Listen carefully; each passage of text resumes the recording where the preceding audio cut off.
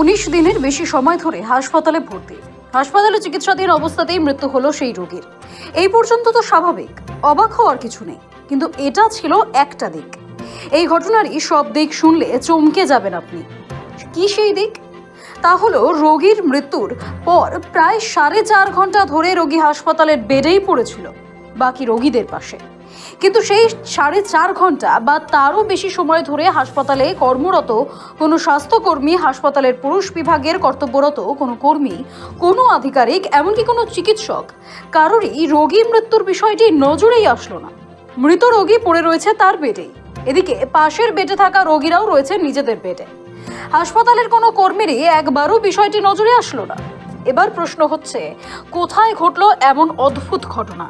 ঘটনাস্থল জলপাইগুড়ি জেলার ধূপগুড়ি মহকুমা হাসপাতাল। ধূপগুড়ি মহকুমা হাসপাতালের পুরুষ বিভাগে প্রায় 19 দিনের বেশি সময় ধরে ভর্তি ছিলেন নিমাই বিশ্বাস নামের এক ব্যক্তি। জানা গিয়েছে শ্বাসকষ্টজনিত সমস্যা সহ একাধিক সমস্যা নিয়ে ভর্তি হয়েছিলেন তিনি। হাসপাতালে চিকিৎসাধীন থাকাকালীনই মৃত্যু হয় তার। কিন্তু মৃত্যুর পর প্রায় 4.5 ঘন্টা ধরে হাসপাতালের বেডে সেই মৃতদেহ পড়ে থাকলেও খেয়াল করলেন না কেউই। ধূপগুড়ি মহকুমা হাসপাতালে এমনই অমানবিকতার ছবি উঠে এলো সময় কলকাতার পর্দায়। ধূপগুড়ি মহকুমা হাসপাতালের মেল ওয়ার্ড, আমার চিত্রসঙ্গে দেখাতে বলবো, এই সেই মেল ওয়ার্ড। এই মেল ওয়ার্ড অর্থাৎ এখান থেকে পুরুষ যে ওয়ার্ড, সেই ওয়ার্ডের ভিতরে প্রবেশ করতে হয়। আমি একটু ভিতরে আসতে বলবো আমার চিত্রসঙ্গীকে এবং দেখানোর চেষ্টা করবো। একদিকে যেমন অন্যান্য যারা মেল ওয়ার্ডে যারা ভর্তি প্যাশেন্ট রয়েছেন তাদের যেমন একদিকে ট্রিটমেন্ট হচ্ছে, সেই ছবি দেখতে পাচ্ছেন, সর্পদংশন থেকে শুরু করে একাধিক রোগে যারা আক্রান্ত রয়েছেন তাদের ট্রিটমেন্ট হচ্ছে। এবং ঠিক তার পাশে যে ছবিটা, যেমনটা হাসপাতাল সূত্রে খবর এবং এই রোগী যারা এখানে এই ওয়ার্ডে বসবাস করছেন, যারা এই মুহূর্তে যারা উপস্থিত রয়েছেন, তারা যেমনটা বলছেন যে দীর্ঘ 4.5 ঘন্টা ধরে, আমার পিছনের ছবিটা একবার চিত্রসঙ্গে সরাসরি দেখাতে বলবো, পিছনে একটি মৃতদেহ পড়ে রয়েছে। গত 19 দিন ধরে এই হাসপাতালে তিনি ভর্তি ছিলেন, কিন্তু এই যে একটা অমানবিক ছবি ফুটে উঠছে ধূপগুড়ি মহকুমা হাসপাতালে, যেখানে এক মৃতদেহ পড়ে রয়েছে 4.5 ঘন্টা ধরে। সেখানে প্রশাসনিক কর্মকর্তারা হয়তো শীত ঘুমে ব্যস্ত রয়েছেন, অর্থাৎ মেল ওয়ার্ডেই একাধিক রোগী রয়েছেন, রোগীর আত্মীয় স্বজনরা রয়েছেন। তারা যেমনটা বলছেন যে একই ওয়ার্ডে, যেই ওয়ার্ডে মৃতদেহ পড়ে রয়েছে, সেই ওয়ার্ডেই অন্যান্যদের চিকিৎসা পরিষেবা দেওয়া হচ্ছে। ডাক্তারবাবুরা আসছেন, রীতিমতো দেখছেন এবং চলে যাচ্ছেন। আপনার পিছনে তো একটা মৃতদেহ পড়ে রয়েছে, কখন থেকে পড়ে রয়েছে? কেউ কি খোঁজ খবর নিয়েছে এখন পর্যন্ত? কোন ডাক্তার বা অন্য কেউ? মানে দেখে চলে যাচ্ছে, কিছু করতেছে না? কিভাবে দেখছেন বিষয়টা? এইভাবে একটা মৃতদেহ পড়ে রয়েছে, কোনো খোঁজ খবর নিচ্ছে না প্রশাসন?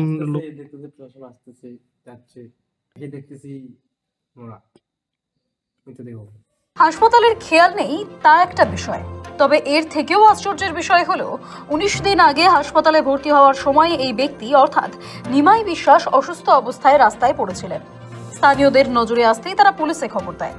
পুলিশের পক্ষ থেকে পরিবারের সঙ্গে যোগাযোগ করা হলেও পরিবারের সদস্যরা নিমাই বিশ্বাসকে দেখতে আসেননি বলে অভিযোগ। শেষমেশ পুলিশের পক্ষ থেকে নিমাই বিশ্বাসকে হাসপাতালে ভর্তি করা হয়। 19 দিন ভর্তি থাকার পর শেষে মৃত্যু হয় তার।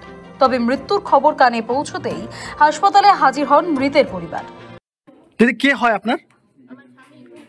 4.5 ঘন্টা ধরে পড়ে রয়েছে, আপনারা খোঁজ খবর নেননি? জানা যাচ্ছে মানে কি রোগে আক্রান্ত ছিলেন তিনি? আচ্ছা, কিন্তু যেমনটা জানা যাচ্ছে আপনারা কোনো খোঁজ খবর রাখেননি? না, আমি রাখি নাই। আমি লোকের বাড়িতে কাজ করি, আমি সময়তে থাকি, সময়তে থাকি না। 3-4 মাস পর পর আমি বাড়িতে আসি। আচ্ছা, হাসপাতালে আসছেন, এখন কি করবেন? মানে কি বলা হলো হাসপাতাল তরফে আপনাকে? নিয়ে যাব, যেটা হয় সেটাই করব। কি হয়েছে? ডাক্তার কি বললো? হ্যাঁ, ডাক্তার তো আমি তো কিছুই বলতে পারবো না। মানে কে নিয়ে আসছিল হাসপাতালে? কে নিয়ে আসে তাও আমি জানি না। আপনি ছিলেন কোথায়? আমি কাজে ছিলাম। কোন জায়গায় ছিলেন? যদিও পরিবারের উদাসীনতার বিষয়টি নজরে আসলেও রোগী পরিষেবায় হাসপাতালের গাফিলতি থেকে কি কোনোভাবে নজর এড়ানো যায়? মৃত্যুর পর প্রায় 4.5 ঘন্টা ধরে হাসপাতালের বেডে সেই মৃতদেহ পড়ে থাকলেও খেয়াল করলেন না কেউই।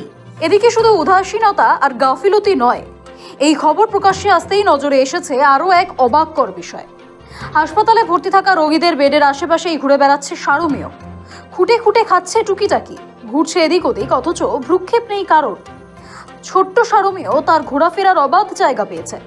কখনো মুখ দিচ্ছে রোগীর খাবারে, তো আবার কখনো মুখ দিচ্ছে হাসপাতালের চিকিৎসার কাজে ব্যবহৃত বিভিন্ন সরঞ্জামে। অথচ হুঁশ নেই হাসপাতাল কর্তৃপক্ষের। প্রশ্ন হলো, এই অবাধ ঘোরাফেরার পরিসর সারমেয় পেল কিভাবে? কোথায় ছিলেন নিরাপত্তারক্ষীরা? কোথায় ছিলেন হাসপাতালের কর্মীরা? কারোরই কি নজরে আসেনি? সময় কলকাতার পুরো টিম যখন ধূপগুড়ি মহকুমা হাসপাতালে প্রবেশ করে, সেখানে দেখা যাচ্ছিল এই ওয়ার্ডের চত্বর ধরেই কিন্তু সারমেয়েরা ঘোরাফেরা করছে। বেটে গেছে কুকুরের বাচ্চা কয়টা? আমি তো একটা দেখছি। এই গেটটা কে খোলা মানে এই গেটটা মানে ওপেন আর ক্লোজ কে করে? আপনি করেন। কিন্তু এই গেটের ভেতর দিয়ে প্রচুর সারমেয় ঢুকতেছে, মেল ওয়ার্ড থেকে শুরু করে একাধিক ওয়ার্ড। ওপিডিতেও আমরা দেখতে পাচ্ছি যে কুকুরের বাচ্চারা ঘোরাফেরা করছে, যেখানে পেশেন্ট রয়েছে। হাসপাতাল, একটা মহকুমা হাসপাতাল, সেখানে কুকুর ঢুকতেছে। হ্যাঁ, আমি তো খেতাচ্ছি, আসতেছে বারবার। কোথা থেকে আসছে এরা? এখন ছাইড়ে যায় বাড়ি থেকে, কি করে বলবো? বাউন্ডারি বাড়ি ছাড় দিচ্ছে। মানে আপনি কি বলবেন, একটা হাসপাতালে এইভাবে কুকুর যত করতে পারে? না, বিভিন্ন ওয়ার্ডে, অবজারভেশন ওয়ার্ডেও আমরা দেখতে পাচ্ছি কুকুর ঢুকতেছে। কি করবো? তাহলে এটা দেখার দায়িত্ব কার? গাড়ি তো খেতাচ্ছি তো আমরা। না না, তো আসতো, বললাম এটা দেখার দায়িত্ব কার? হাসপাতালে কি করে কুকুরের বাচ্চা প্রবেশ করে? কি করে বলি ঢুকে খাইয়ে দিলে না। না, গেটের দায়িত্ব তো আপনি আছেন। এই গেটে তো সারাক্ষণ আপনারা অন অফ করেন তো নাকি? হ্যাঁ, তাহলে ঢুকছে কি করে? উঠছে হাসপাতালের পরিষেবা নিয়ে প্রশ্ন উঠছে হাসপাতালে রোগীদের নিরাপত্তা নিয়ে। বিষয়টি জানাজানি হতেই বেশ খানিকটা অস্বস্তিতে হাসপাতাল কর্তৃপক্ষ, জেলা স্বাস্থ্য দফতরও।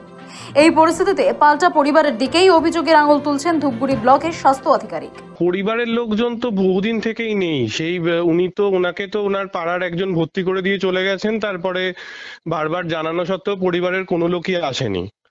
পুলিশ ইনফরমেশন করা হয়েছে, মানে আমরা যখন থেকে রয়েছে অলমোস্ট, মানে আমার এক্সাক্ট মনে না পড়লেও অন্তত 14 থেকে 15 দিন ধরে রয়েছে। বারবার করে পুলিশ ইনফরমেশনও করা হয়েছে, পুলিশও কথা বলেছে, কিন্তু কেউই ইন্টারেস্টেডই নন।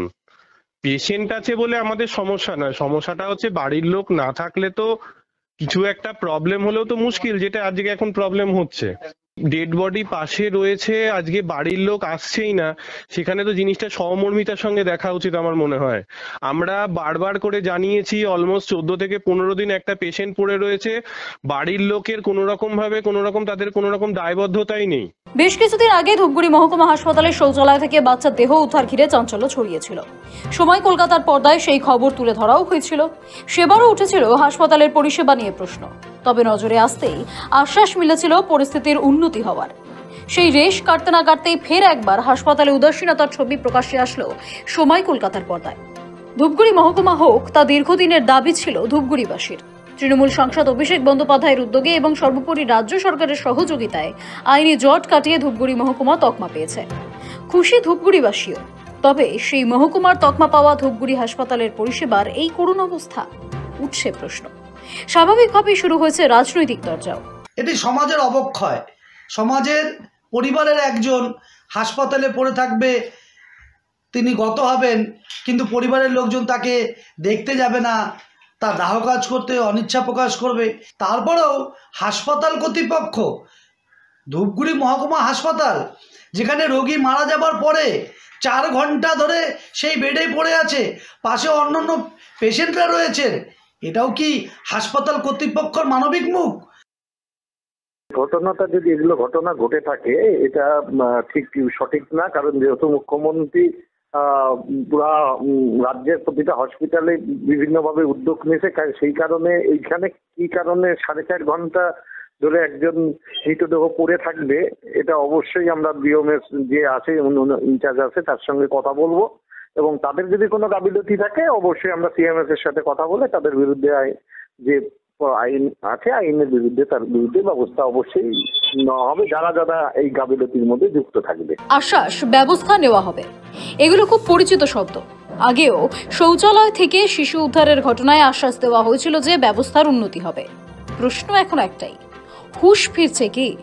ব্যবস্থার উন্নতি হচ্ছে কি? হাসপাতালের পরিস্থিতি কোন জায়গায় গিয়ে দাঁড়িয়েছে তা কিন্তু একেবারে প্রকাশ্যে সেই ছবিতেই পরিষ্কার। ধূপগুড়ি থেকে ক্যামেরায় আর্থিক দত্তের সঙ্গে সানি, সময় কলকাতা।